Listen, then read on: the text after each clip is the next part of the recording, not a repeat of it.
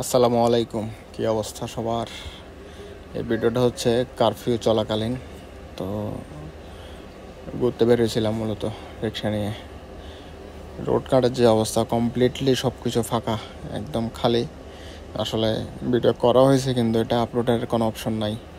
আমাদের হচ্ছে পলক এমপি, আমাদের কি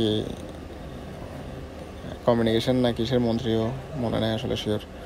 ও কী করছে, সবগুলো বন্ধ করে দিয়েছে। ওয়াইফাই বন্ধ করলো, মোবাইল ডাটা বন্ধ করলো, ফেসবুক বন্ধ করলো, হোয়াটসঅ্যাপ বন্ধ করে দিল, ইউটিউব যা আছে টিকটক সব বন্ধ করে দিয়েছে।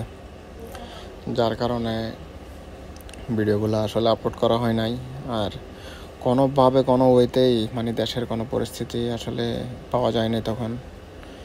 আর মোটামুটি এই রোডগুলোতে সব সময় গাড়ি থাকে, জ্যাম থাকে, একদম কমপ্লিটলি খালি, টোটালি খালি পড়েছিল।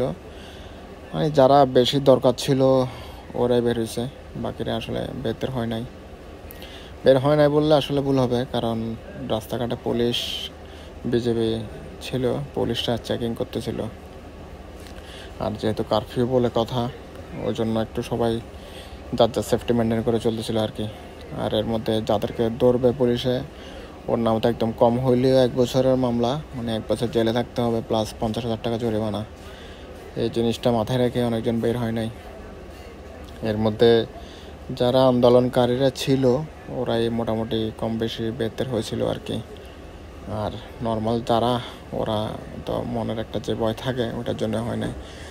আমরা মূলত বের হওয়ার কারণটা ছিল হচ্ছে আমাদের যে বিজনেস লাইন এলেনে আমাদের থেকে কম বেশি বের হইতেই হবে, কারণ গভর্নমেন্ট থেকে অথবা কোনোখান থেকে তো আমাদের জন্য কোনো অনুদান আসবে না।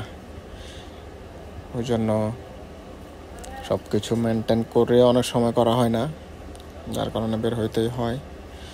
তো এখনও চলতেছে আসলে পরিস্থিতি অনেক খারাপ বাংলাদেশের, কারণ এখনও কমপ্লিটলি ফেসবুকটা চালু হয় নাই, হোয়াটসঅ্যাপ বন্ধ রাখছে। আমাদের বেশিরভাগ কমিউনিকেশন হয় হোয়াটসঅ্যাপে, এটাই বন্ধ করে ফেলে রাখছে। ইউটিউবটা শুধু গুগলের যে সার্ভিসগুলো এগুলোই চালু করে রাখছে। তো সবাই ভালো থাকবেন, সেফে থাকবেন। যদি আন্দোলনকারীদেরকে পারেন ওদেরকে যতটুকু দরকার সাহায্য করবেন, এটাই। তো ভালো থাকবেন সবাই। আল্লাহ হাফেজ, টেক কেয়ার।